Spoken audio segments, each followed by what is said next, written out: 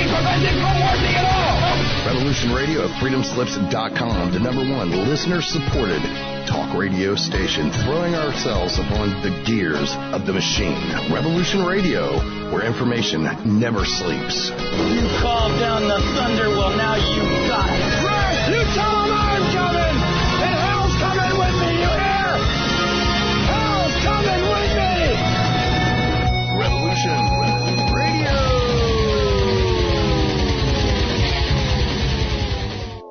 The opinions expressed on this radio station, its programs, and its website by the hosts, guests, and call-in listeners or chatters are solely the opinions of the original source who expressed them. They do not necessarily represent the opinions of Revolution Radio and freedomslips.com, its staff, or affiliates. You're listening to Revolution Radio, freedomslips.com, 100% listener-supported radio, and now we return you to your host.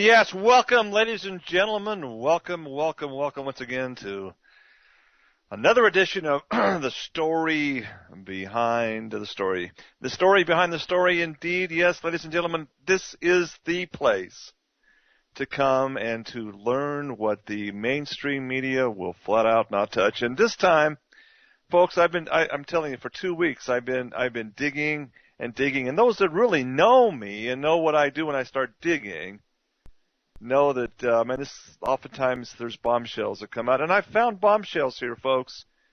And I give a shout out right off the bat to my friends in Washington, D.C. There are good men. There are good and honest men and women in Washington District of Criminals, despite all the sludge and sewer tripe that goes around there. There are still good and honest men and women. I'm here to tell you, folks. But they are deeply concerned about the topic of tonight's show. And the topic is simply who, and I'm going to use, sometimes you have to use certain words, folks. I hope I don't burn too many ears out there, but I got to use this because this doesn't do any good to say heck on this one. Who the hell is Huma Abedin? Who is Huma Abedin, and what is the word? What does the name mean in Arabic? We'll talk about that in depth tonight, folks. Oh, I hope your ears are burning. Yeah, the machine, man, it's amazing, this machine that we talk about, not only a political machine, but, ladies and gentlemen, to keep you in abject stupidity by not reporting the truth to you. Okay? They're going to tell you whatever you think you want to hear. They're going to go on the Jimmy Fallon, Late Night Tonight Show, and other talk shows, and just make you lull you to sleep saying, oh, everything's wonderful and fine. Yeah, well, they're going to poke fun at, because Jimmy Fallon and the rest of these idiots, they're just shills. They are just going to tell you and poke fun at Trump. And yeah, Trump's got some issues about talking when he should be listening. They're human beings. The ego of Donald Trump is bigger than Mount Rushmore. But be that as it may, they're not ever going to even scratch the surface of the reality of Hillary Rodham Clinton and the laws that have been broken, folks. Oh my goodness, where's the FBI? This woman, I'm publicly declaring it tonight on this show, needs to be arrested and charged with high treason. And I'm sorry. Put her up before a firing squad and shoot her, because this is how deep this goes. But again, that's my judgment. That's my assessment after 2 weeks of deep research. I am shocked and stunned, and this comes from a guy that's been an investigative journalist for over 20 years. I am very seldom shocked and almost speechless. But this case, I was just amazed. I'm saying, good God, where is the Justice Department? Where are the Federal Bureau of Investigation agents? Where is Homeland Security, for heaven's sake? You see, is it all just a machine? Yeah. Is it all just a big drama play put on to lull Americans to sleep? Yes. Do we have to have a nuclear bomb explode in some American city under Hillary Rodham Clinton's presidency to finally wake America up? Or no, it's going to all be okay. You know, I see it now, folks. I can see President Clinton saying, well, this is what we get. This is what we deserve for all of our bad policies under Bush and these devilish Republicans. I can see it all now, folks. We got to wake up now. And believe me, I am not a supporter of Donald Trump either, but pick your poison, okay? But this time, this woman has no business running for presidency. She should be arrested and tried for high treason. I'll show you why. Okay. What's that? Yeah, okay. Hillary's on the phone? Yeah. Well, keep laughing, Hillary, you know. You think it's funny? You think you got away with it? No. You haven't. You know, we're going to expose you tonight and do so hopefully in a serious, professional manner. We do it by giving people that listen to the show that really want to know the truth, giving them timelines that I've dug into. And folks, you can verify it yourself, or you can, you know, trust me, I've done some incredible legwork on this. All right, so let's jump right in. Let's look at the very name now. Barry Soetoro, right? You see Barry's. There's movies coming out on Barry and Michelle's love life. Oh, how sweet that! Double puke. I'm just about ready. Come on, really? Barry Soetoro doesn't sound that great, so he changed his name to Barack Obama. Barack Obama in Arabic, ladies and gentlemen, means lightning or the gift of energy from heaven. Barack Obama, directly translated, means lightning from heaven. Lightning bolt. Energy from heaven. That's the Muslim Quran meaning of Barack Obama. You see, in the Muslim world, names mean something. Okay? Now, the last week or so, I've been talking to people on the street here in my hometown of Ogden, Utah. I've even gone down to Salt Lake and just talked to people. I'm kind of outgoing. I'll talk to strangers in the mall and ask if I tell them I'm an investigative journalist. I have a radio talk show, and they're not going to be recorded or anything like that. I don't have any TV cameras running, but I just want to ask them a few questions. I have an informal survey. First of all, do you know who you're going to vote for? You know, there's quite a few people in Utah that's I'm going to vote for Hillary. I voted Republican all my life, but I believe I'm going to vote for Hillary. I can't stand Donald Trump. I'm conservative, but I'm going to vote Hillary. Okay. I ask them then, or even if they're Trump supporters or they're an undecided looking for an independent candidate to join the party, to join the race, I said, are you aware of Hillary Clinton's top feminine aide?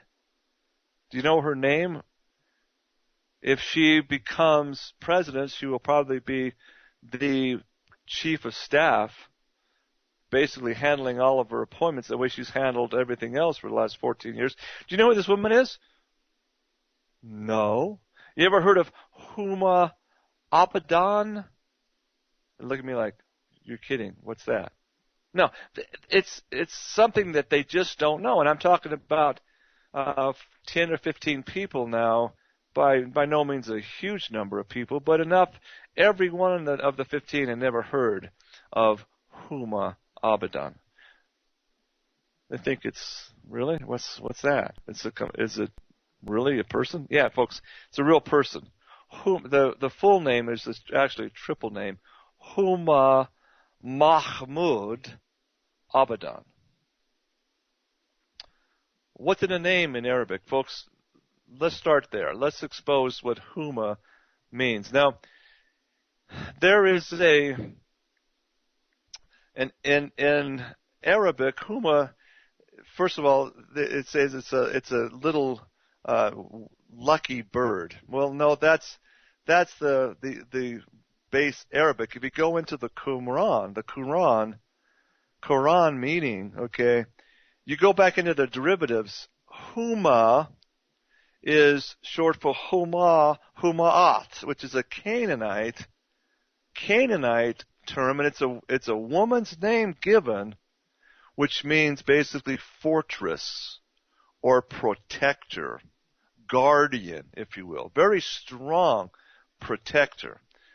The name Abedin in Arabic simply means worshiper. Worshiper of what? It's a strong worshiper. Abedin means a worshiper of Sharia Muslim law. Sharia law is the worshiper. So Huma Abedin means a fortress or a rock or a pillar, a protector of the worshippers of Muslim faith. You talk about bipolar. I mean, you talk about, on one hand, you have Donald Trump wanting to ban Muslims from being brought into America, at least very strongly screening, and yet this billionaire is not saying one word about Huma Abedin and what it means. Don't you find that to be a little bit strange?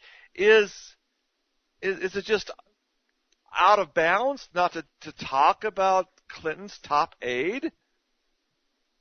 He calls her a bigot, calls her a racist, and doesn't even bother to ask tough questions about Huma Abedin. Well, this is what we're doing tonight, folks. Who the hell is Huma Abedin?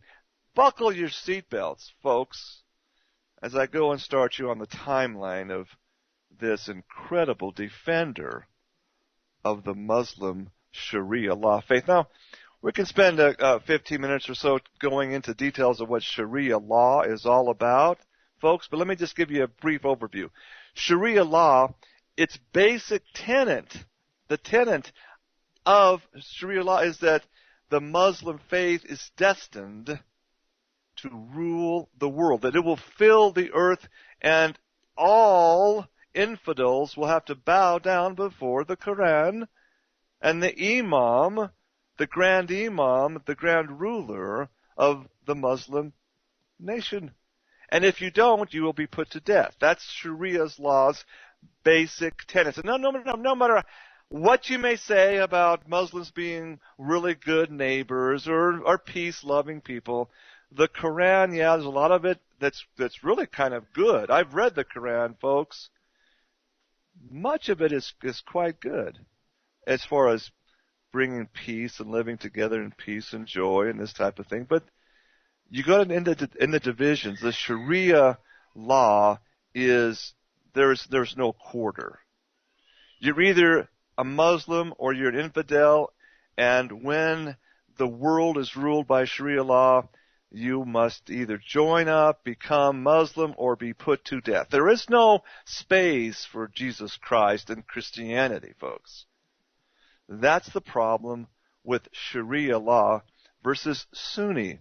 The Sunni faith, the Sunni division, and the Sharia. The Sharia is the militant, extremist arm that wants to put everybody under Muslim law. Now, you need to understand the differences there, okay? Amazingly similar to Mormonism in so many ways. Mormonism's basic tenet to compare with the Muslim faith is Mormonism believes that all the world must be Mormon. They believe in a form of Zionism where the world either bows to the Mormon prophet or it goes to death too, and very much the same tenets.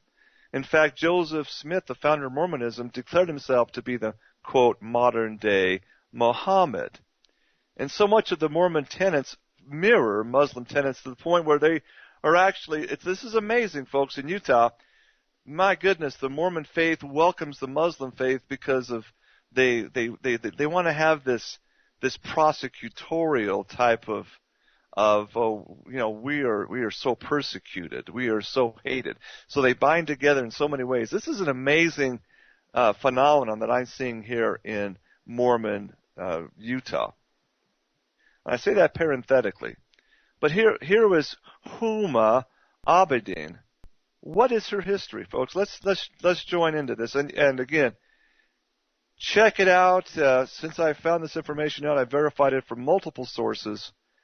And the fact to me that the media and Donald Trump's camp is not even touching this, I mean, it's just jaw-dropping to me. I want to know why.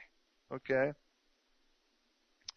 Well, Huma Mahmoud Abedin was born in 1976 in Kalamazoo, Michigan. Now, Michigan is becoming so largely Muslim. It's not even funny. It's a stronghold, and the reasons why is tied to the Abedin family. Huma Abedin, remember, named Huma the fortress, the Quran's Sharia law name, meaning the fortress or protector of the worshippers, the Sharia law worshippers of extremist Muslims. That's the name. Her father, Huma Abedin's father, he passed away in 1993. His name was Syed Abedin. He was actually Arabic, but he was born in East India. His main job was a traveling professor in Saudi Arabia's King Abdulaziz University. He was one of the head professors there in that university in the early 70s. So how they got to Michigan is kind of an interesting story in itself. But Kalamazoo, Michigan, Huma was born 1976. Do the math. How old is she? Yeah, folks, she's just turned 40. Quite young compared to the Ice Queen of Narnia, Hillary. Okay. Huma's mother, her name was Saliha Mahmoud Abedin. She's a sociologist actually, known for her strong advocacy and teaching of the precepts of Sharia law. Now, I verified that Saliha, the mother, was one of the founding promoters and pushers of the Muslim Sisterhood. Okay, you've probably heard of the Muslim Brotherhood. That's the extremist group that is tied to ISIS, ISIL, Al-Qaeda. That's the Brotherhood. Well, the feminine arm is simply the Muslim Sisterhood. Saliha is also still, to this day, a board member of the International Islamic Council for Dawah and Relief. What does that mean? Well, if you dig into International Islamic Council, the IICDR, you see them being the American arm of Hamas and something called the Union of Good. Now, when I found the Union of Good and how it's really an arm of the International Islamic Council for Dawah and Relief, you go to Homeland Security and you look and see the really strong suspect organizations. This Union of Good is formally designated by the United States government, ladies and gentlemen, as an international terrorist organization of the highest order. And who's the head of the Union of Good? None other than, you probably heard this name tied into September 11th, 9/11, right? Yosef el-Qaradawi, the top of the Muslim Brotherhood luminary. Now, you following this at all, folks? Do you understand the implications of what I'm talking about?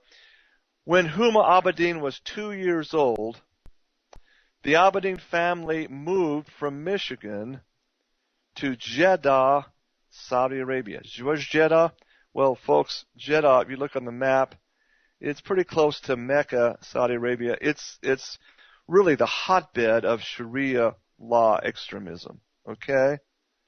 So Huma is born an American citizen because she's naturalized. She's born on American soil in Kalamazoo, Michigan.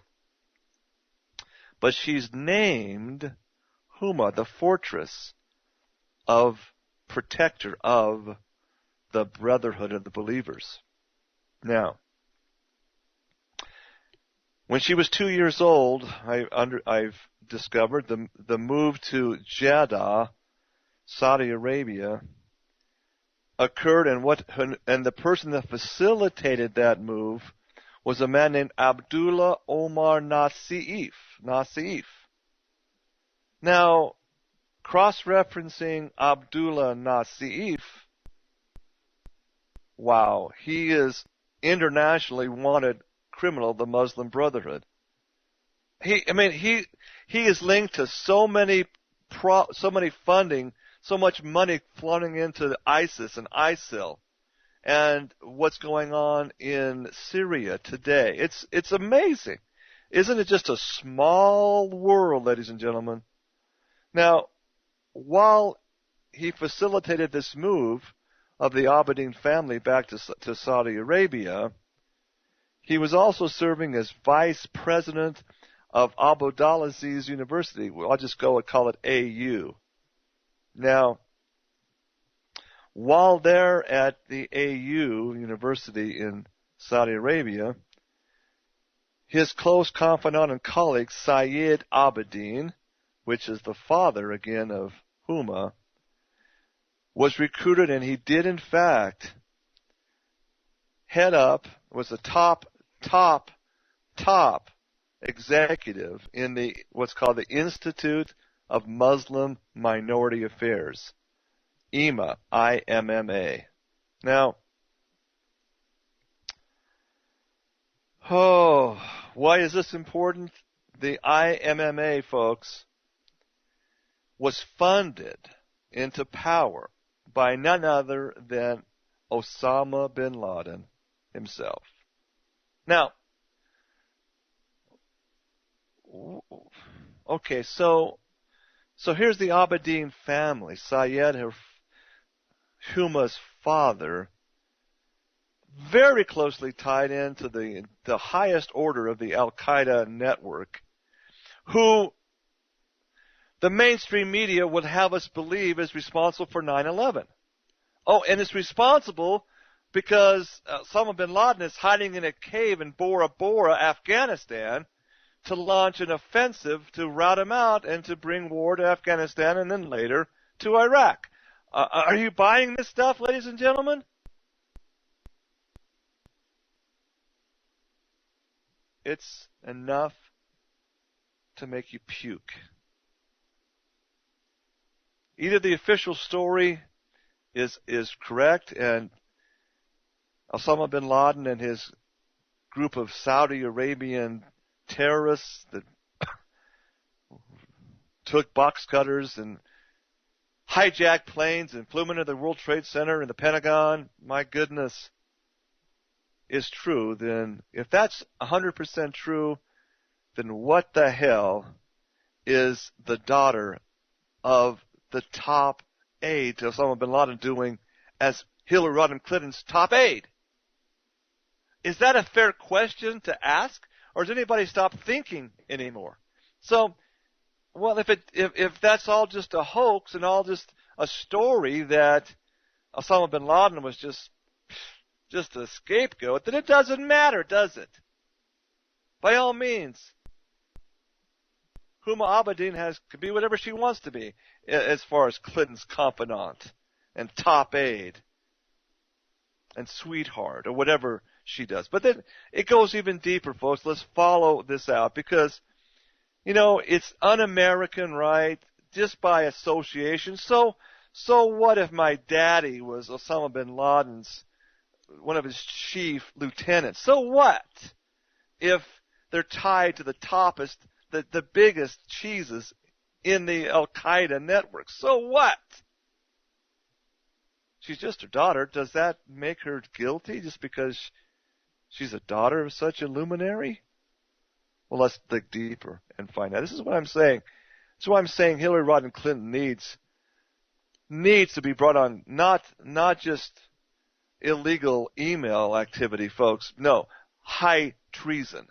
I don't mince my words on this one. Let me tell you how this links in. Okay. Now, one of my sources is a journalist who's kind of been blackballed. His name is Andrew McCarthy. Yeah, related to the McCarthy that was routed out so much of what's called McCarthyism and the communist threat.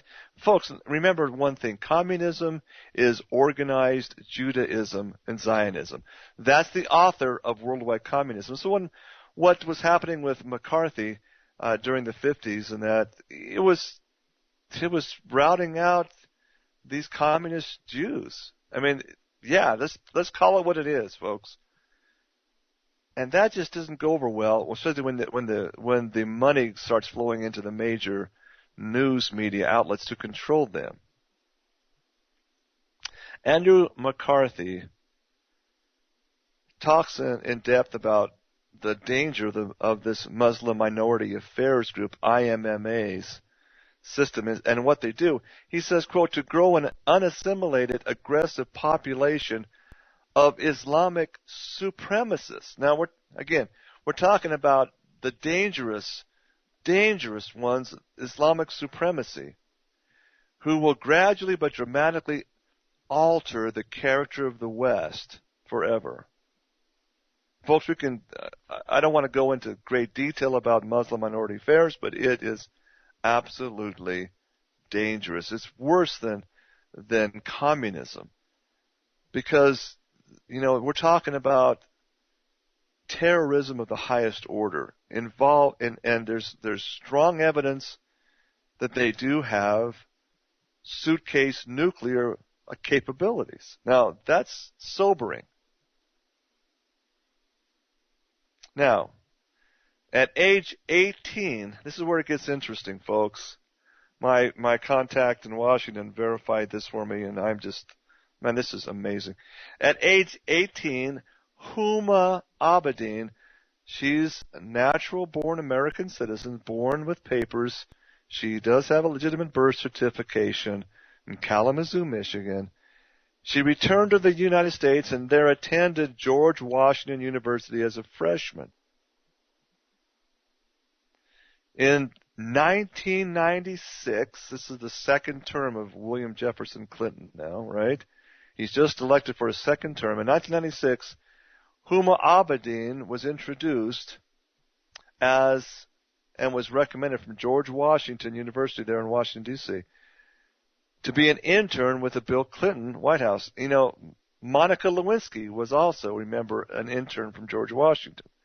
So Lewinsky, a Jewess, and Abedin, a Sharia law extremist Muslim. Man, you talk about being polarity. Lewinsky's on one side, and to Abedin, she's flat out the ultimate infidel, right? Oh my goodness. But guess what? She wasn't there for Bill to play with. No, according to insiders, she's now 19 years old. She's fresh. She's sweet. She's assigned to Hillary. She's Hillary's plaything. That's going back in 1996, ladies and gentlemen. She was assigned to then First Lady Hillary Rodham Clinton. Within just a few months, she was hired as an aide, a personal aide, attaché to Mrs. Clinton. And she has been a Bobbsey twin connected at the hip to Mrs. Clinton for her ever since. So that's from 1996 to the present. She was right there to side during Clinton's Senate runs in 2000 and 2006. Was right there as her top aide during her failed presidential bid in 2008. Now, I verified this too. I mean, it's absolutely true, folks. From 1997, so she's Hillary's top aide now, one of her top aides, but she's getting more and more valuable to Ms. Clinton. From 1997 until just early January, February of 1999, she's still interning at the White House. She's Hillary's personal aide. She's listed on George Washington University's list of, she's executive board director of GWU's Muslim Students Association, the MSA. She was in charge, fully heading the Muslim Student Association of George Washington's, quote, social committee. In 2001, during the Bush administration, when Hillary is now Senator Clinton, gag, gag, laugh, laugh, right? Abedin resigned as the Muslim Student Association Social Committee head.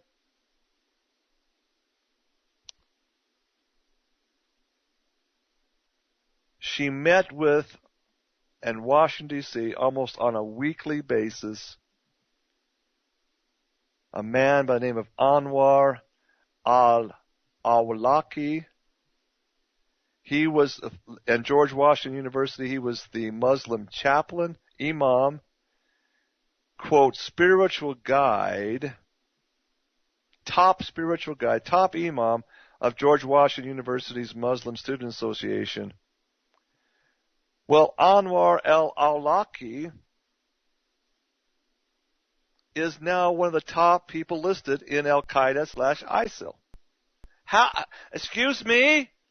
He's no longer in America, but he's over there funneling funds and money and you name it, weaponry to the Muslim Brotherhood, the fighters of ISIL, and he's a central figure in the funding. Get this, folks. The arming of the rebels in Libya. The anti-government rebels in Libya. You see now where this is focusing in? All the time, as Secretary of State Hillary Rodham Clinton is making her trips, right by her side is Huma Abedin, whose contacts are undeniable into Al-Qaeda and ISIL, or ISIS, whatever you want to call them. Folks, you got to understand one thing. There is no way that these ISIL operatives can run a successful war in Syria, causing all these homeless refugees. There's no way they can run their successful operation to oust Gaddafi in Libya without a lot of money. And who's the front person to do that? Obviously, it doesn't take a rocket scientist to connect the dots on this one. See what I'm talking about? About at least an indictment of high treason? Or is Al-Qaeda really an enemy? Is ISIL and the Muslim Brotherhood really an enemy at all? Which is it? Oh my goodness.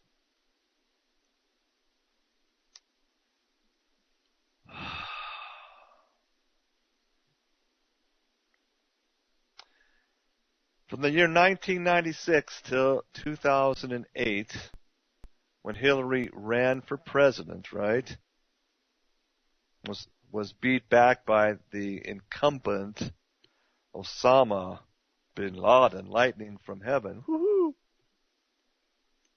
Abedin was employed. Now she's an aide. She's a fully paid staff. She's the right hand woman to Hillary during this time.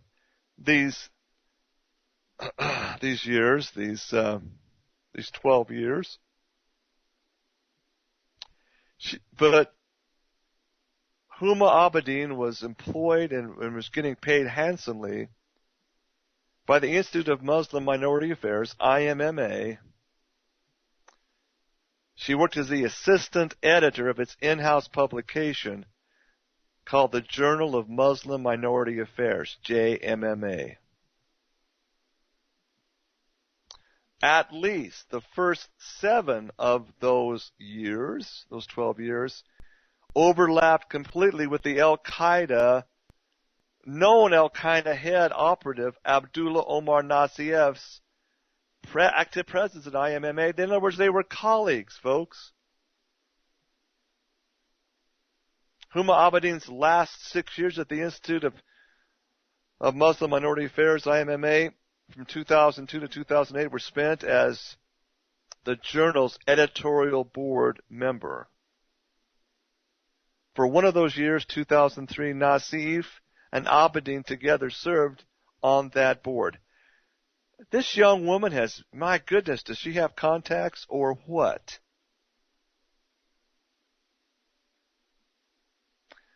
And all this time, Abedin was the closest aide possible to Hillary Clinton. Now, I pulled a 2008 New York Observer article. They're one of the few journalistic rags that dared to even profile who Abedin was during this time. But read between the lines on this. This is in the year 2008. The New York Observer wrote this in the profile of Huma Abedin, quote, she is, quote, a trusted advisor to Mrs. Clinton, not just an aide, an advisor. In other words, Mrs. Clinton is asking her to basically tell her what to do. It's an advisor. That's what Henry Kissinger said he did for years during Secretary of State. He was an advisor to not only Nixon, but Ford and others. He advised them. A trusted advisor to Mrs. Clinton, especially on all issues pertaining to the Middle East. Quote, at meetings on the Middle Eastern region, Ms. Abedin's perspective is always sought out and followed by Mrs. Clinton. Okay, do you get the picture here now? Who's really, can it be said that she's like a controller? And she's a young woman. She's in her, let the games begin. Let the journalism, let journalists that believe I'm full of beans prove me. I know I had a problem here with just my feed. It just kind of went out. And I'm expecting that. When you start talking about these matters, Homeland Security is probably notified. They don't want this information out, folks. The game is up. The gears are being stripped here because it's the truth.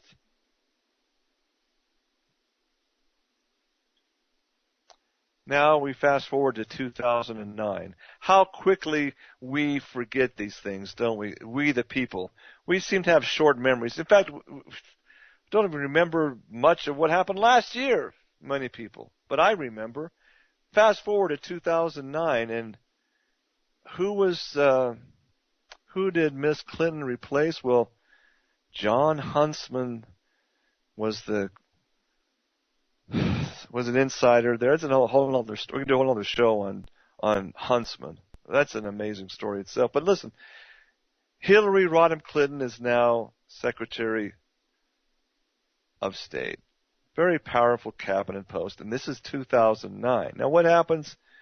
Why bring Miss Clinton in? Because you're bringing in Huma Abedin to a very powerful position. So she became Secretary of State in 2009, and this is fact, folks. You may not have heard it, and you never not have Hillary installed Huma Abedin as her Deputy Chief of Staff. Deputy Chief of Staff, first in command of the Secretary of State position? And here she is, a young mid-30s, absolutely Muslim all the way through, Sharia law fanatic, with ties to the worst of the worst, and nobody screens her? Nobody asks, who is she? Nobody questions her? Shame on the vetting process in our government. Where's John Boehner? Where's McCain? Who gives a crap, right?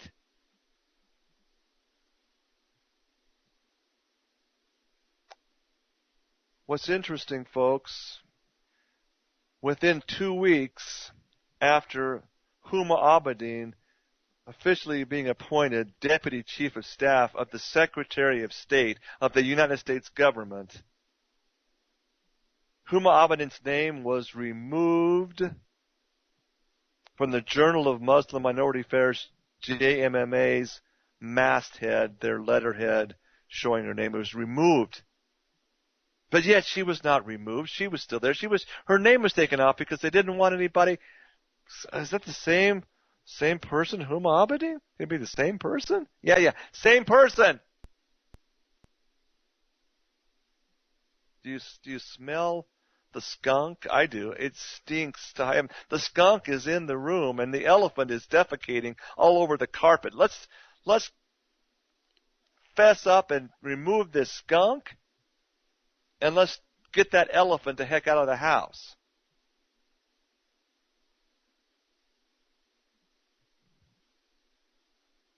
Now, what about how close these two are, Huma and Hillary? Oh, my goodness. I did a little digging there, and yeah, well, where there's smoke, there's fire. There's many allegations of Secret Service agents who, my sources gave me their names, I call them, and they refuse to come and publicly say anything. It's off the record. Off the record.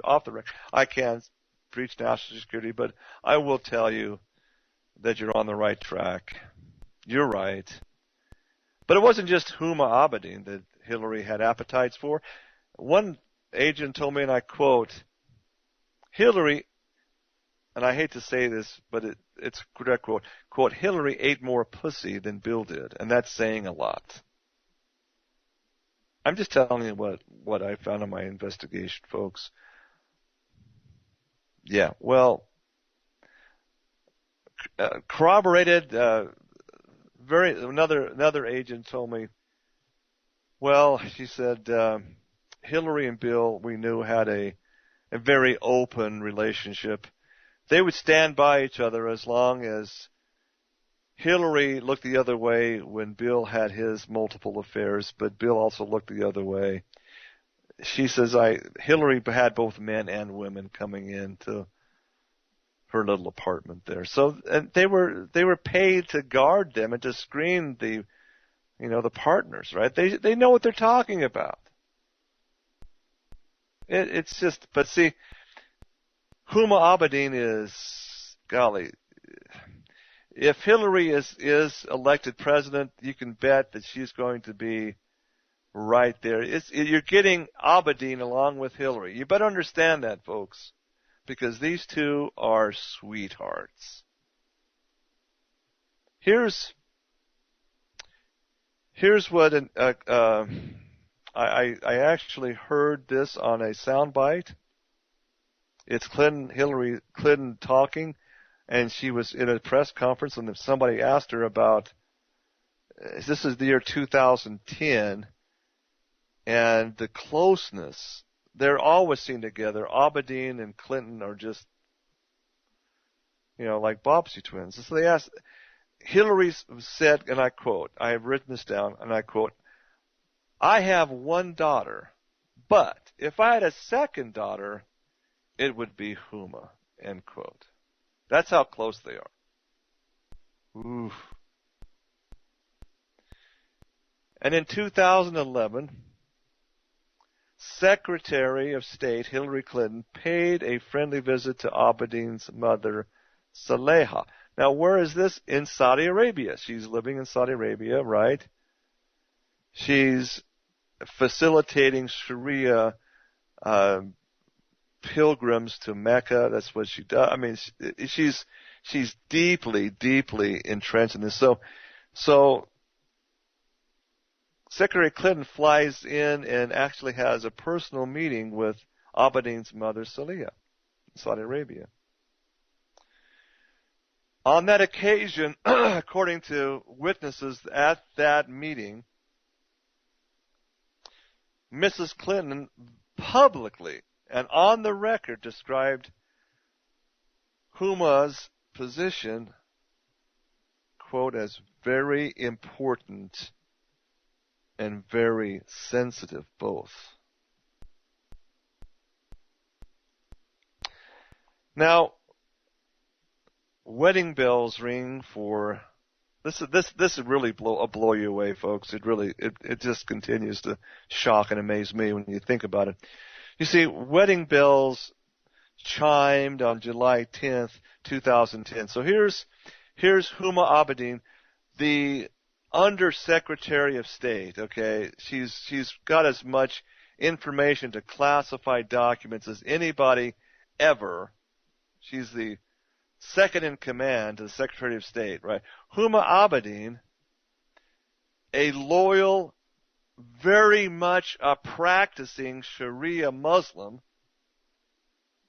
somehow gets hooked up and marries then Congressman Anthony Weiner of New York. You can't make this stuff up. Anthony Weiner, yeah, the same Anthony Weiner that took pictures of his private wiener parts, right? And sent him out, and not once, but many times, and was basically pulled out of office because this guy. But folks, the ethnicity of Anthony Weiner is amazing. He's a practicing Jew. He's Jewish. Not so uncommon in New York City, but nevertheless, do you see the problem here? A rabidly fanatical, practicing Sharia Muslim, Huma Abedin, marries a Jew named Anthony Weiner. Now get this. The wedding ceremony, guess who officiates and says and binds them together in marriage? You can't make this stuff up, folks. The ceremony was officiated and done by former President Bill Clinton.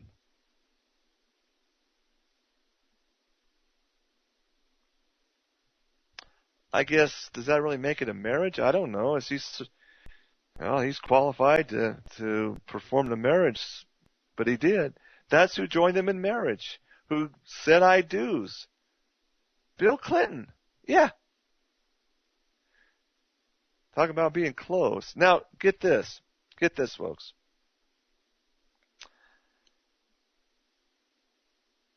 Here in Utah, there is a Muslim Salt Lake City Muslim Association that you can call for information about the Muslim faith, and I've called him a few times just to say, well, I want to hear it from the horse's mouth. I did. I said, and I posed the question. I said, listen, if a very staunch, because they understand the difference between Sharia and Sunni Muslims. If a very staunch, very, very active, very much a religious Sharia woman fell in love with a very strong, active Mormon man, would that marriage be recognized? Oh, absolutely not. It would never happen, because the woman would never really be a true Sharia believer to allow herself. She basically apostate to do that. She would have to give up her Muslim faith, in other words, and be ostracized and kicked out of the family and the whole brotherhood or sisterhood. She would basically give up her faith to be married to a Mormon, even though she didn't have to really believe in the Mormon faith. This is a key thing. Just the very act of marrying that on a Sharia law would invalidate her, make her basically an orphan. Then I asked him, I says, well, is that true with any faith? So what if a very strict religious Sharia believing woman would marry a Jew? They just laughed. He says it would never happen. Because the Jews to the Sharia are the bottom feeder dwelling pigs of the world. Do you see the problem here? You got Huma Abedin marrying Anthony Weiner, a Jew.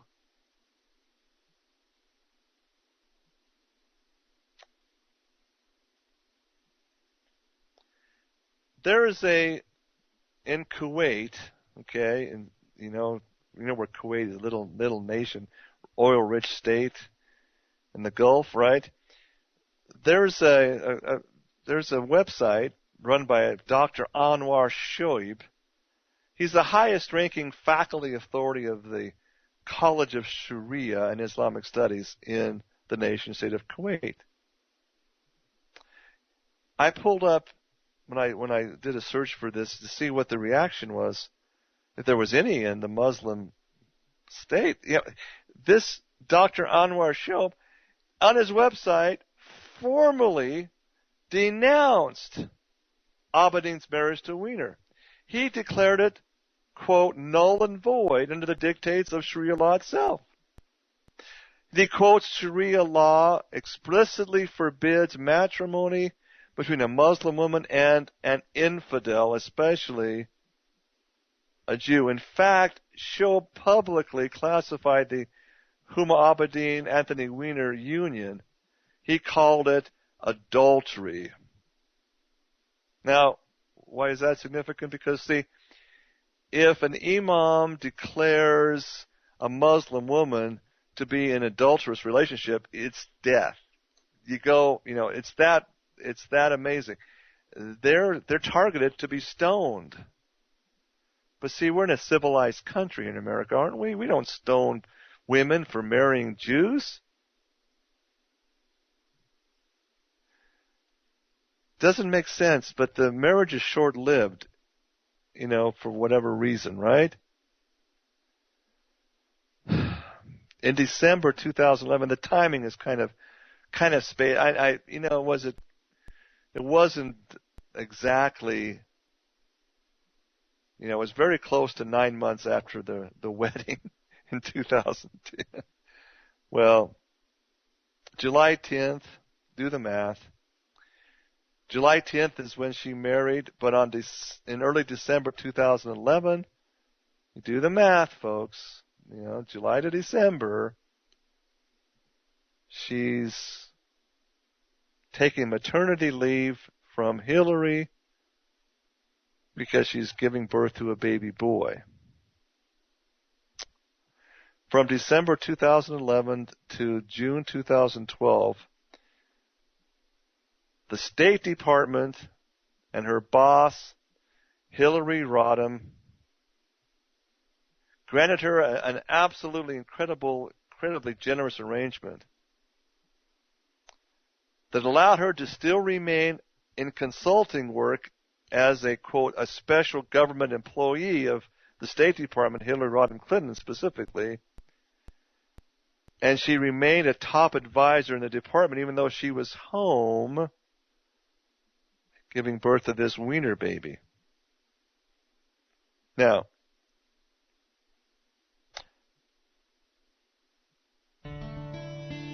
we're going to take a break, folks. I'll show you what's amazing. Abedin and her financial records didn't show the $135,000 she was paid as an outside consultant. She never bothered to report that. Why? We'll show you more. It's amazing, folks. Don't go away. The second hour of the story behind the story is upcoming. Don't want to miss this one. Stay close.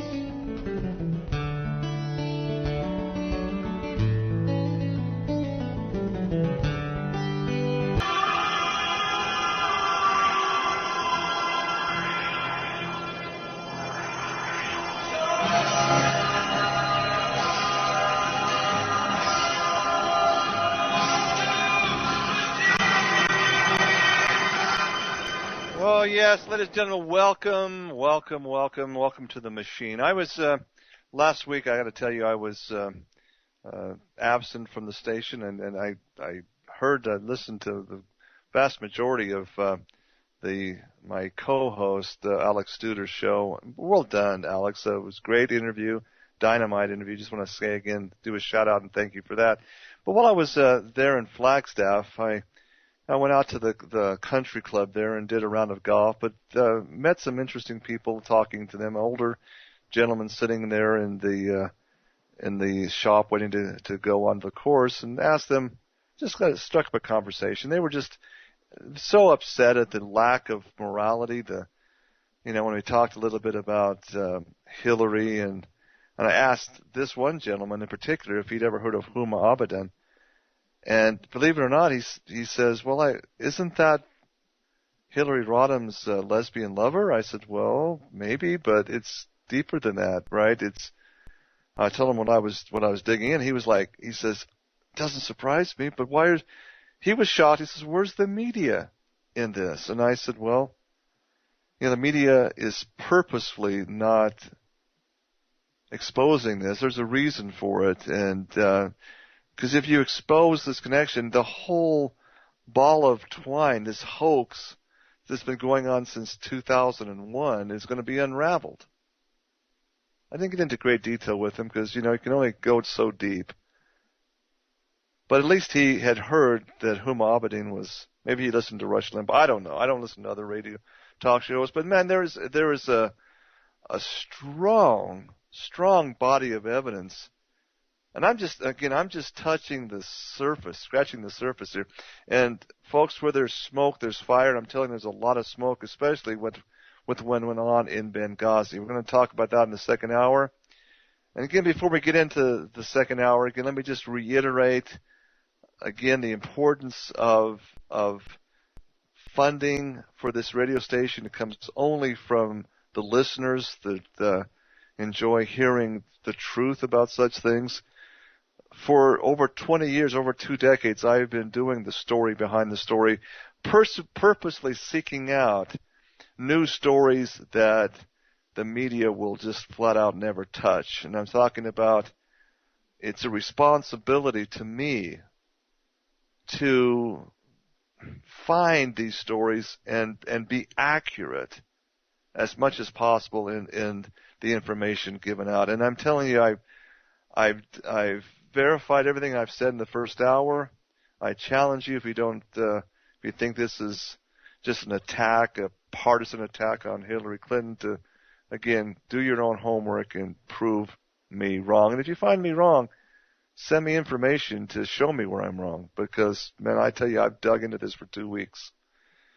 All right, so let's go back into this. Who is Huma Abedin? If you missed the first part of the first hour, in the Muslim world, folks, names mean a lot, and it goes back to the ancient Old Testament names. Okay, the Hebrew names also meant something.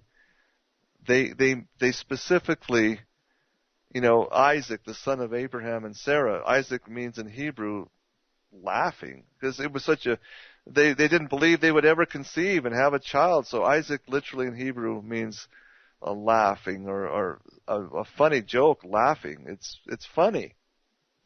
But that's just one example, but all the way through every name has a meaning. Same with the Muslim world. Huma is a Canaanite name. It comes from a Canaanite Humacht, which means a fortress. It's short for Humacht, or fortress or protector of something. So Humat and the last name Abedin. Abedin is a Hebrew name, a defender. So Huma Abedin literally means defender of believers, defenders of those who believe. And believe in what? Abedin goes back to the Sharia believers, not the Sunni believers, which are much more tending to be quiet, not rabble. The extremist Sharia believers are those that firmly believe that their God Allah and their form of religion is destined and must conquer the world. Now you say whatever you want about freedom of religion, folks. When your religion takes a form where you want to snuff out my right to freedom of religion, then I have to take a stand. And this is the problem with Sharia extremists. They have no problem coming in and bombing and being terrorists to promote their faith. That's the problem. That's the issue. Do we allow them free rein to destroy the basic tenets of this country, which again is a Christian-based country? There's a strong movement and sentiment that Christianity is outdated and it's, the New Testament is just a fairy tale, and anybody who believes the Bible is just a nutcase and a hate monger, because you see, the Bible is terrible. It actually forbids homosexuality and lesbianism. It's not conducive to having a relationship with your God. If you practice such things, it's very clear that there's a form of demon possession that happens in that, and folks, there's reasons, and maybe in another show I'll go into that in depth. Again, I'm just standing on core religious principles that really have made this country what it is. Do we just ignore that and let it just go down the tubes? Let it become an Islamic State? And who really is behind this? If you follow the origins of Muhammad, you find the Antonio Rivera, the Jesuit priest who came out with the bombshell document that he uncovered in the Vatican of Roman Catholicism, that Muhammad was actually an agent of the cardinals and the Pope. Absolutely, it's stunning, and actually showing who wrote the Quran. Certain high-ranking Catholic people wrote that for the very reason. Now, who are Roman Catholics? Folks, they are not Christian. The Roman Catholics are crypto-Jews, the Judahites. Follow the history of who formed Roman Catholicism in the 3rd and 4th century. You find it wasn't Peter the Apostle. It was Peter the Magi, the magician. Very, very much against the true basic tenets of Christianity, and incorporating so many pagan and dark practices. Again, that's a whole other topic for another show, and I don't want to digress. But listen up, folks. I think at the highest level, the Muslim Brotherhood is controlled by the same group of Illuminati Satanists that control the Zionist movement. They're one and the same. They're the same people. You pull the curtain back on communism, whether it's Bolsheviks in the Soviet Union or the controllers of the Chinese Red Communists. You pull back the curtain, you find these are Zionist extremists there that again, that's why I talk about Tex Mars's latest book, the Holy Serpent of the Jews. Very well documented book. And of course, Daniel Patrick's book, The Matrix of Gog. Understand who Gog and Magog is? By golly, you got to understand who is controlling things behind the scenes. And it's so apparent from this, the union, you see, of Anthony Weiner and Huma Abedin. Doesn't make sense unless you understand that at the very top, they're one and the same. They're both just two sides of the same counterfeit coins. If you see the big picture, then it starts to make a little bit more sense. Otherwise, it's like crazy. But we digress. What about Huma Abedin? Why is this so important to understand that if you elect Hillary, you elect her top advisor? I mean, very closely associated top advisor. Yes, probably lover, though she gave birth to a child, a little Weiner. Okay. She's, we left off at the break. Her baby boy from Anthony Weiner, born December 2011, but she was only married in July 10th. Huma Abedin married Congressman Anthony Weiner. She was obviously knocked up. She had an affair with him, probably. Very likely is the timing, do the months counting. The ceremony was officiated, a private ceremony officiated by Bill Clinton himself. I mean, that's a good one, right? What is amazing, she is granted leave from her Secretary of State position, very high, second in command to Hillary Clinton, Secretary of State, the top lieutenant. She takes 6 months off, but this is what's amazing. The State Department gave her a special arrangement that's just never heard of before. Maybe it's because she's a woman, I don't know, but this is what happened, folks. They allowed her to still be working as top consultant to Hillary, Secretary Hillary, right? She's a top advisor to Hillary, getting money from Hillary, though she's in maternity leave. She's taken 6 months off officially. She's double dipping. They allowed her to do outside consulting work as a, quote, special government employee. Now, she still remains a, quote, top advisor to Hillary Rodham in the State Department.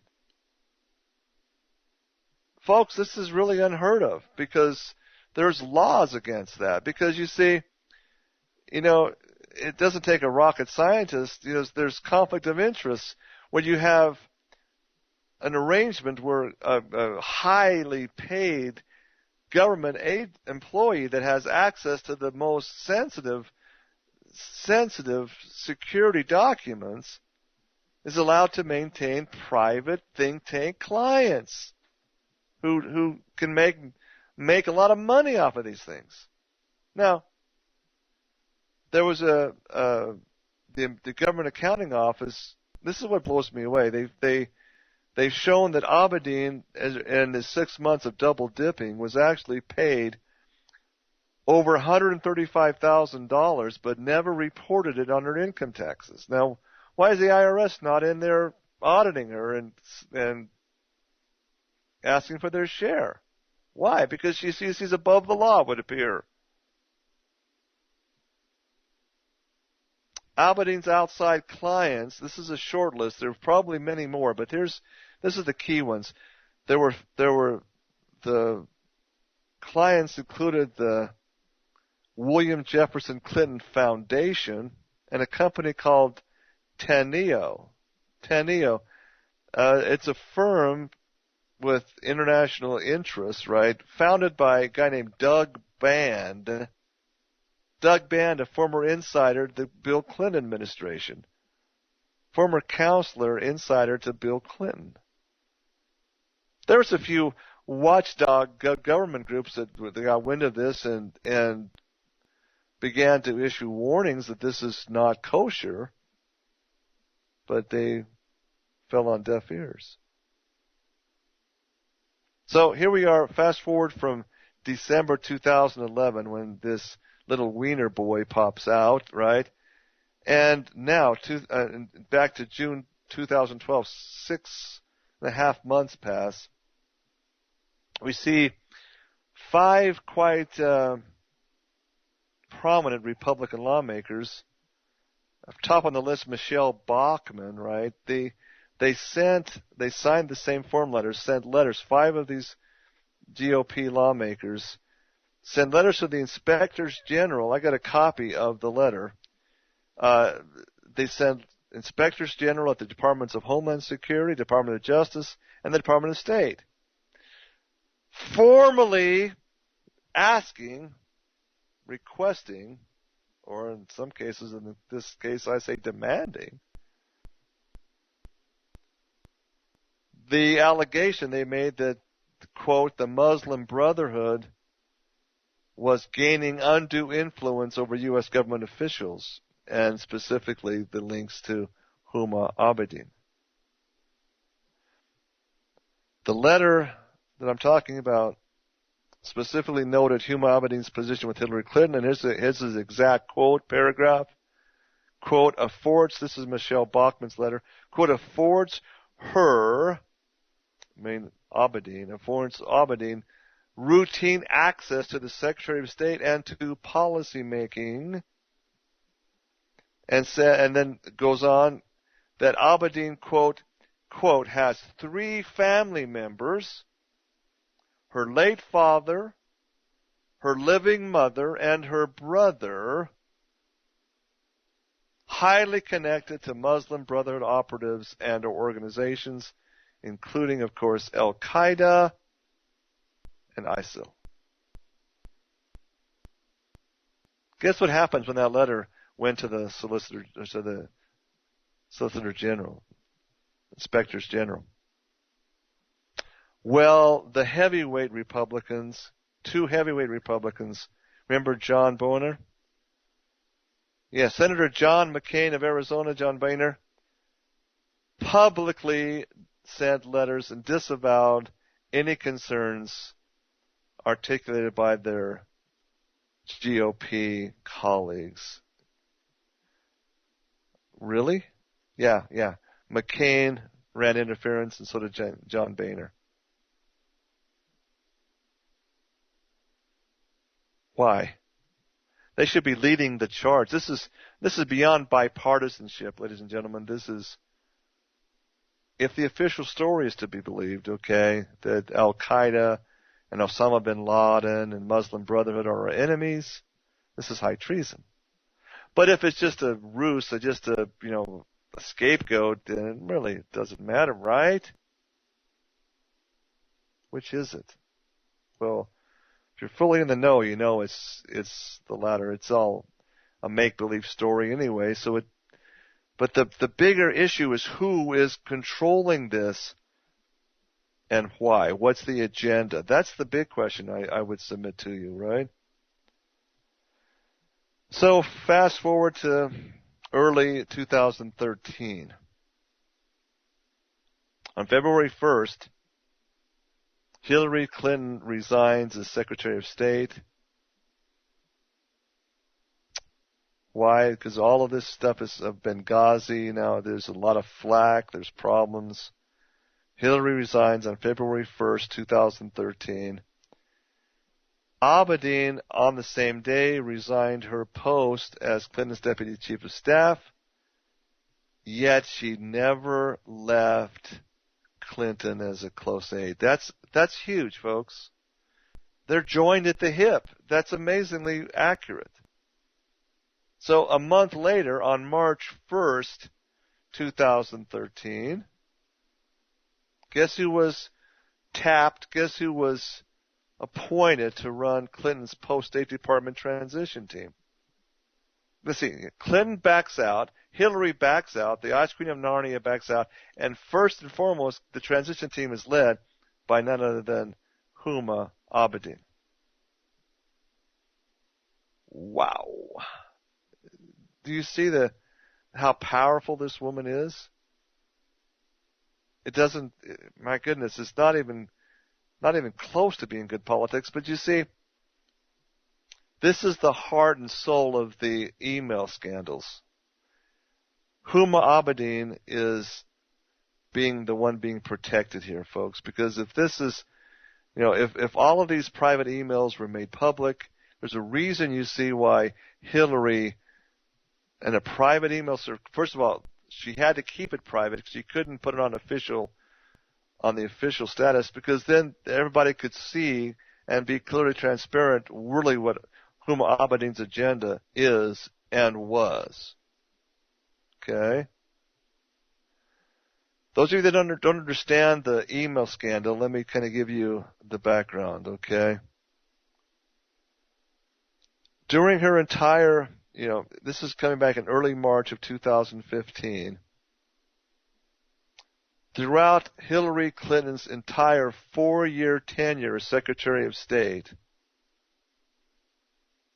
Hillary Rodham Clinton had never acquired or used a government email account. Why is that important? Because you see there's firewalls and protections on the email accounts there, and it's all becomes a public record. What's put through an official government email account becomes part of the official Secretary of State records. There is laws against such goings on. It's called treason, folks. Never acquired or use a government email account. Now, it doesn't really matter what's on those deleted private emails accounts. What really matters is that she refused to use official government support. And why? Obviously, there were things that she couldn't afford to have public scrutiny on. It's called transparency. Hillary, here's my question to you, my dear. Do we live in Gulag Russia, Gulag Soviet Union, or do we live in a free, constitutional run America? You can't have it both ways, my dear, and you can't hide behind, your sound bites of patriotism. You make me sick.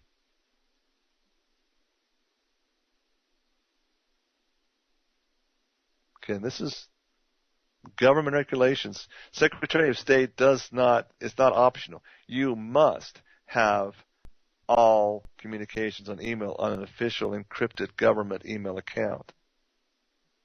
She never did. She's above the law. All of Hillary Clinton's 4 years of official government correspondences was made via a personal email account that was housed on a private server that anybody in Al-Qaeda could hack into if need be.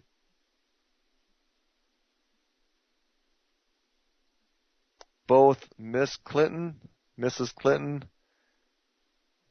Huma Abedin, and another of Mrs. Clinton's staff members, Cheryl Mills, they all had personal email addresses on this secret server, because they won't even disclose, folks, who was the server, who housed it, where did it go. They haven't disclosed it. That was part of the hearings and probes into this. Remember, they asked her the questions. Well, she refused. The counsel said she didn't remember. I don't know who the server is. Oh my goodness.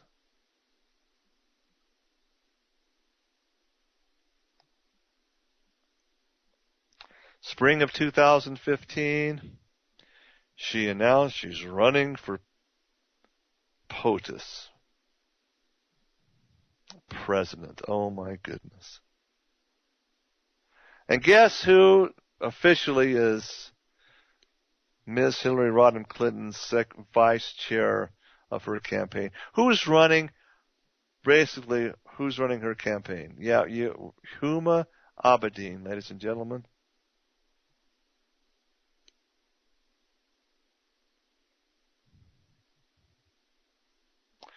Let me refresh your memory. Huma Abedin's brother is named Hassan Abedin. He is listed on the masthead, the letterhead of the Journal of the Muslim Association, JMMA. He's associate editor of the newspaper. Hassan, on his resume, he's listed as a fellow at the Oxford Center for Islamic Studies. Okay, this is the same time he's a fellow of the Oxford Center for Islamic Studies. The center's board, Oxford Center's board, included Yusuf Al-Qaradawi and Abdullah Omar Nasaif. Folks, that's enough to disqualify you right there from anything coming. I mean, you have such things as a background check. How in the world does this woman be allowed to have any type of correspondence with this type of familial association? It blows my mind. Huma also has a sister. Her name is Huma Abedin. She's also an assistant editor with JMMA. So, where there's smoke, folks, there's definitely some fire. Now, some of the bigger questions that I made some notes as I'm uncovering this, and here's the questions that I have. Is Hillary just brain dead, or is she being handled by being forced to have this Muslim sister having so much access? Now, what's going on with this? Well, no, Hillary tabbed Huma very early on, 1996. She's 19 years old. Something is deeply troubling over this history. You see, she would never be tabbed as the senior advisor to Hillary unless Hillary fully shares her views and vice versa. The next question is the Middle East more secure or more unstable now than during the Bush administration?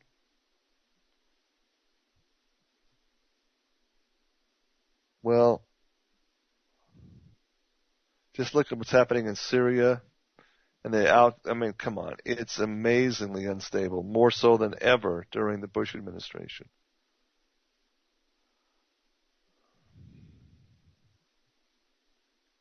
When these Muslim Brotherhood fanatics get up and have their faces covered as they shout "Death to America," do they really mean it, or is it just meaningless rhetoric? Now, I mentioned that at the first hour, there is strong evidence to support. You see that out of Israel, there's a nuclear facility there that has no oversight. The Dimona nuclear facility.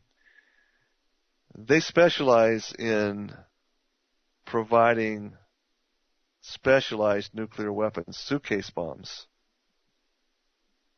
There is strong evidence to support that these very same people who claim to be so anti-Israel are very much tied to individuals in Dimona nuclear facility. What I'm saying, folks, the next attack on America will likely be in the form of an atomic bomb. It's a very real possibility. Would Hillary Rodham Clinton, the Jewess, right? Because you'll see that she has got some amazing ties to the Rodham family, and Huma Abedin, the fortress, the protector of Sharia believers, would they retaliate if such an event occurred? This is hypothetical, but think about it. Because again, they have to be in unison to have such closeness, you see. Well, it's high treason just to even have go to this point with her 4 years as Secretary of State. You can't give succor to the enemy. That's called treason. What happened in Benghazi now starts to make sense, at least to me. Let's remember what went on there in Benghazi. 4 Americans in Benghazi were sacrificed. Brave American soldiers. They were fighting to protect the embassy. This wicked witch of Narnia, this laughing hyena, watched the slaughter live on TV and didn't raise a finger to do anything.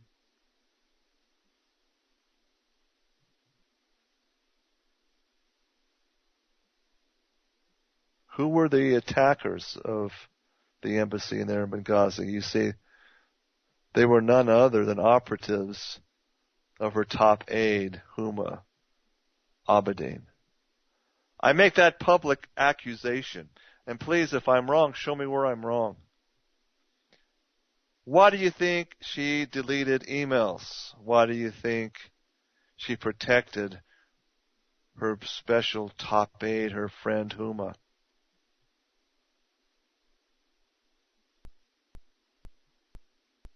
I've been warned against talking about this next point, and I'm just going to bring the name out. Let you check into it, those of you who really care to go a little deeper.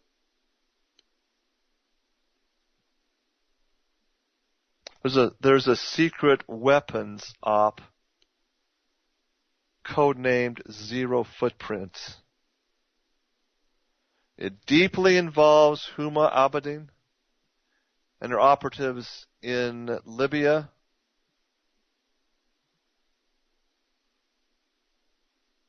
and that is all you need to know, folks. You find out what Zero Footprint is, and then you'll feel as I do, that Huma Abedin should be arrested, charged with high treason, and her aide in this endeavor, Hillary Rodham Clinton, should likewise face indictment, and if convicted, should be hung by the neck until dead or firing squad.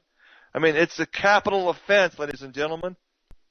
And those 4 special forces in Benghazi deserve no less. It's sickening that this woman could even be considered to run for the highest office in this country, if not the world. Do you care anymore, folks? Is the apathy so great that you don't even care to make a stink, to stand up and to have a voice? You know, if so, I guess this country deserves what's coming down the pike for it.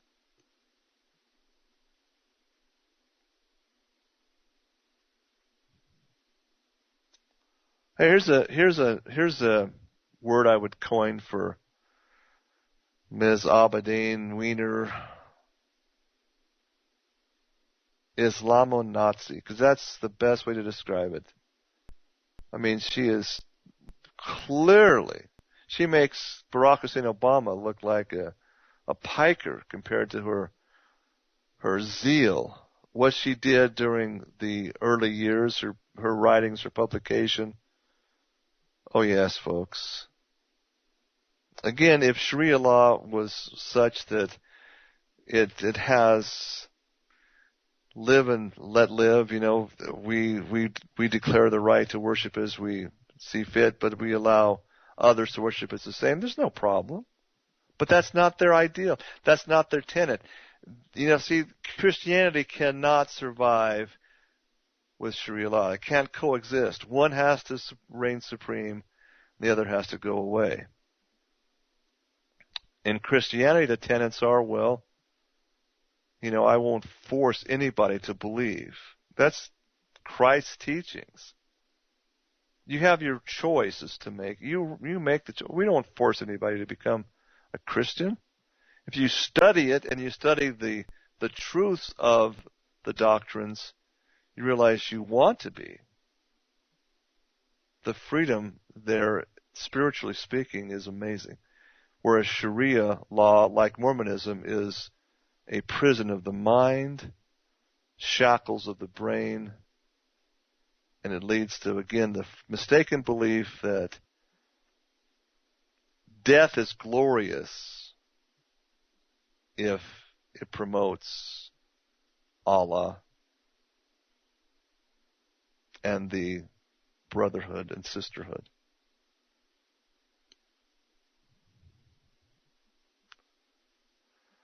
Michelle Bachmann was, I think she was right on point. She's no longer a congresswoman, unfortunately.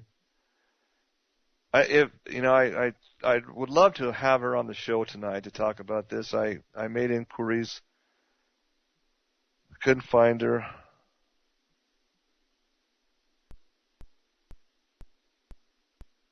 It's amazing how she publicly said that Abedin needed to be investigated, very much so, and if possible, indicted. And then you have John McCain shouting her down, condemned such reasoning as being, quote, disgusting. John McCain, I think you're like an Uncle Fester, man. You're just like, don't make sense. The Addams family's Uncle Fester.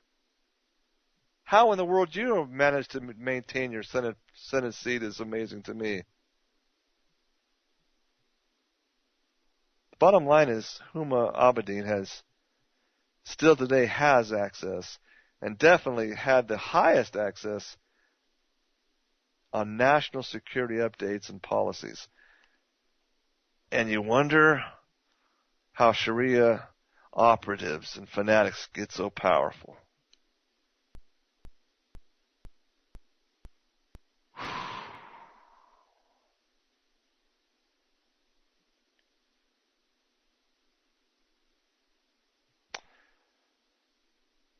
If I was advisor to Donald Trump, I would absolutely make this the focal point of my campaign. I would ask the questions, and I can't impersonate Donald Trump, but here's kind of what I could imagine. I would have a soundbite, a public service announcement where Donald Trump says, and I got a question. Why does the GOP send out a good-looking broad like Bachmann to be the point man for investigating that Iranian spy Hillary's got creeping around the office? If senile old McCain wants to bitch slap somebody, I'm right here. Huma's going to get the 5-fingered rubber glove treatment. Somebody's got to say, why is this woman not being investigated? And why is Bachmann put out to pasture by the Republican GOP administration, the power brokers? You see, this just stinks to high heaven.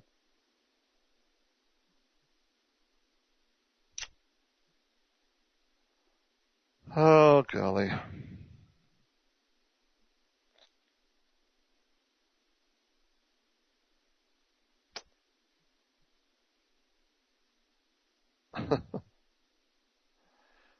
The big question, again, if I was Donald Trump, I would be asking, how in the world does this woman, Huma Abedin, get a security clearance to even be a garbage maid, let alone the top of the State Department? How does she get security clearance with her background history? How in the world did this happen?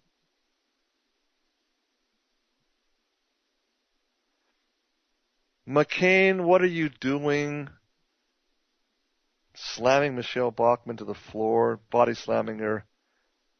And anyone who questioned the lovely, dark-eyed brunette called Huma.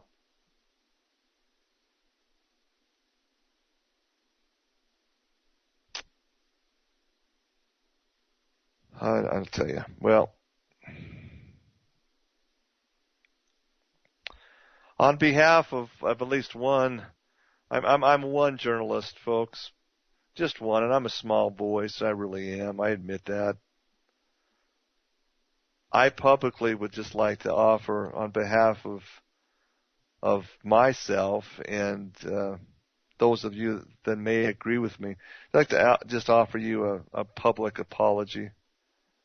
I wish you could have come on the show. I wish you could have, I could have got the invitation. And of course, you probably got things that you like to forget about. This is probably one of them, but I think you're right on point, Ms. Bachman. Your letter, I agree with it 1,000%. If anything, I would say it was pretty politically correct wording. You were very tactful in your accusations, but you're right on point.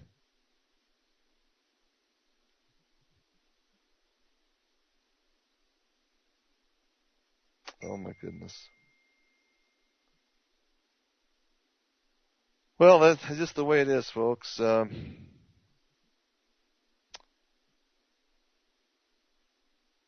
We can.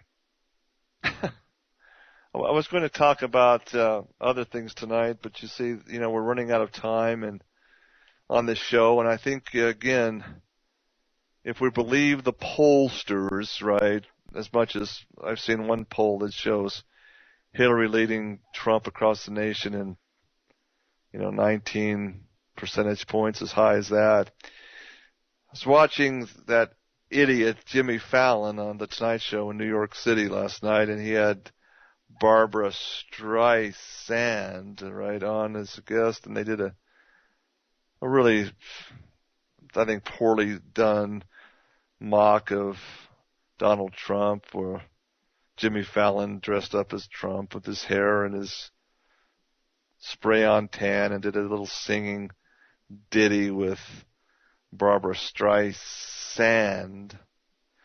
And by the way, they did a whole segment, how to properly pronounce Miss Streisand's name. It's Streisand.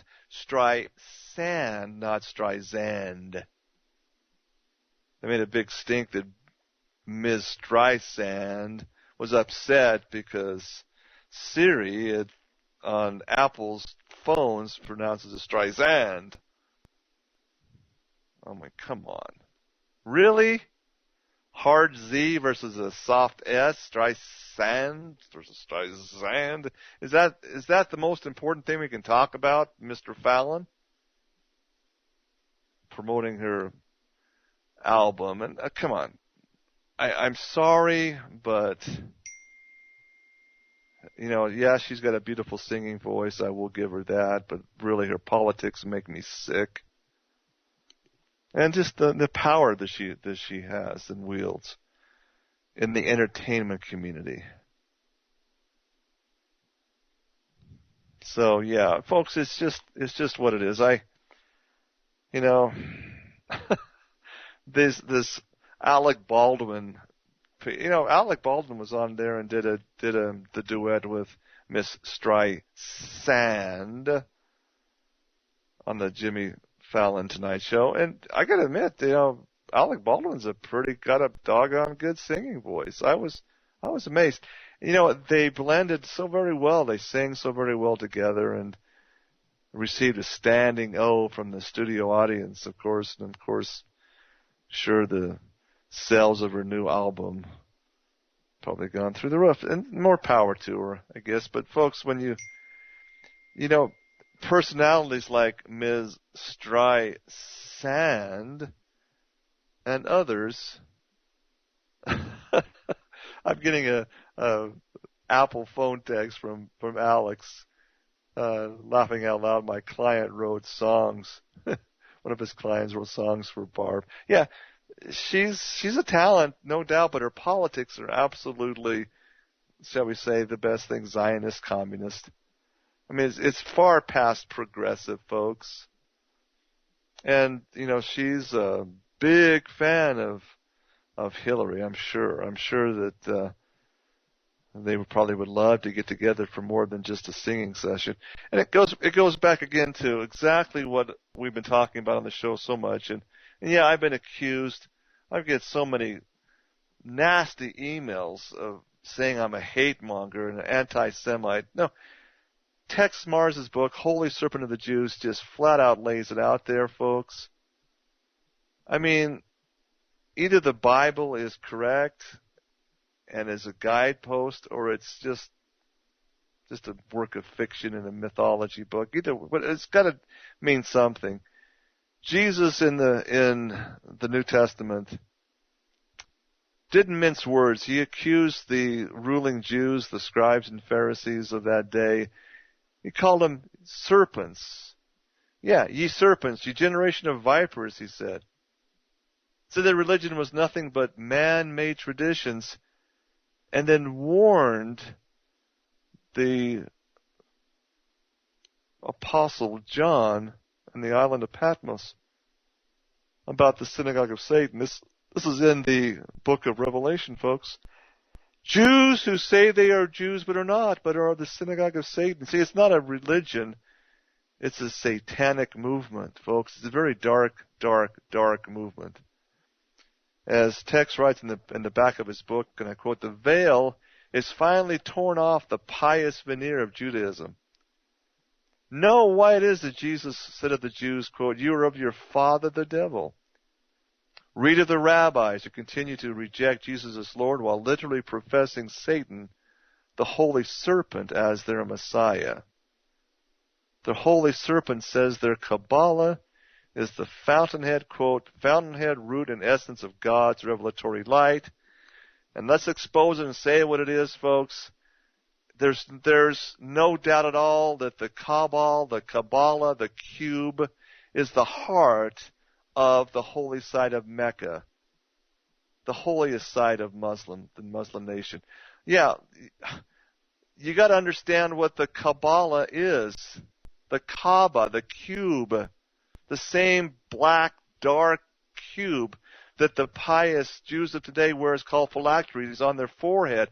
The same black cube that covers the holy stone of Mecca, that every believing Sharia Muslim has to make a expedition pilgrimage to walk around clockwise that sacred black cube. It's the same religion of Satan, folks. It's the same belief system as Mormonism. It's Satanism to its core. And until you understand that, you understand what the battle is truly all about. Does it matter that Huma Abedin is an enemy? It's the darkest of the dark as promoting this Kabbalah, this dark religion that's meant to enslave the world, not free the world? Can you handle the truth, ladies and gentlemen? Again, I refer you to the book by Tex Mars, The Holy Serpent of the Jews, the Rabbi's secret plan for Satan to crush their enemies, involve the Jews to global dominion, the Jews that are funding and paying for this ISIS group. That's the only thing that makes sense, folks. It's the union of the Jewess, Hillary Rodham, with the ultimate protector, the fortress, Huma Abedin. It's not accidental. They are united because it's the same God that runs both of them. That's ultimately what we're talking about here. And don't be misled. The Zionist Jews and the Sharia Muslims are united at the highest level. And when you understand that, suddenly everything starts to make sense in this crazy, crazy world. Michelle Bachmann probably never got that level of understanding. I did a show a few months ago documenting that there on the West Bank of Gaza, there's in the apartheid wall, the protection of the nation of Israel from their border with Syria. There's a British newspaper, The Telegraph, that did a full set of stories about wounded ISIS fighters being brought in the cover of darkness to receive medical attention at the highest level by the Israeli Defense Forces, and their recovering was shipped back to fight more against the Syrian government. You see, that's what I'm talking about. And there is no way that ISIS, these revolutionary fighters in Syria, could wage war for a week, let alone months at a time, without major financial aid coming in out of Turkey. It's the reality of war, ladies and gentlemen. You have to have supply lines. These supply lines consist of endless supplies of semi-trucks funded by the likes of Huma Abedin and her contacts, which again are tied to wealthy Jews like Goldman Sachs. It's an agenda for world control and domination. And there's not a rat's butt difference between the Muslim Brotherhood and the Zionist governors. They're one and the same, folks. The same agenda to control and rule the world. Different division is like the Army and the Marines. They're different divisions, but they have one commander-in-chief. And that's the reality as I see it after years of study on the subject. So the answers are out there if you're willing to look. Again, I refer you to a great book by the authors Daniel Patrick. The book is called The Matrix of Gog. Indeed, who is Gog and Magog? Gog from Magog, the land of Israel is Gog and Magog, ladies and gentlemen. You'll see it. You'll see how it ties in with the Turkish leaders, the young Turks as they were called, and now they're controlling the government in Turkey. Daniel Patrick has done a great job in exposing this. And you know, Christian pastors and teachers seem to want to ignore this. They just don't want to go there because, you know, it's just not politically correct. And they claim at all the same time to believe and honor the Bible. Well, here is Bible prophecy, full in-your-face reality. And you see this witch. I mean, the bottom line is really who is the God of Hillary Rodham Clinton and Huma Abedin. It's one and the same, folks, whether you're, again, a Muslim or a non-believer, supposedly. But, you know, the reality is what they do in rituals, okay? The satanic rituals are real, whether it's the Kabbalah of the B'nai B'rith, highest order of Freemasonry there is. You see, the same division of the same priesthood. Folks, that's a wrap tonight. I thank you for listening. This again is the story behind the story. I'm your host, Dr. A. True Ott, indeed. Huma Abedin, heaven help us if this woman is allowed to continue. Have a good weekend. We'll talk to you next week. Be well. Be safe.